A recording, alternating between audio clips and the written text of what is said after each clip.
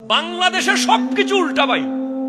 Saudi আরব যান, Dubai যান, Oman যান, কাতার যান, কুয়েত যান, ওরা শুধু তাকিয়ে আছে কখন রমজান আসবে, খেজুরের দাম ফ্রি করে দেব, ইফতার ডিসকাউন্ট করে দেব, তেলের দাম অর্ধেক করে দেব, গরিবদেরকে ইফতার দেব।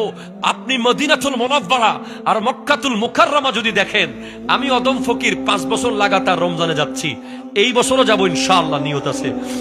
এট এ টাইম 10 লক্ষ মানুষ ইফতার করতেছে 2 হেরমে। এট এ টাইম 10 মিনিটের ভিতরে ইফতার সার্ভ করা শেষ, 15 মিনিটের ভিতরে খাইয়া দাইয়া পরিষ্কার শেষ। এই ইফতার দিচ্ছে কে, আসছে কোত্থেকে? ওরা নসিব মনে করে, ওরা যুদ্ধ করে, ওরা 1 বছর আগে থেকে সিরিয়াল দেয় একদিন ইফতার দেওয়ার জন্য। আর আমাদের দেশের ব্যবসায়ীরা হাজার হাজার মানুষকে ইফতার করতে দেবে না।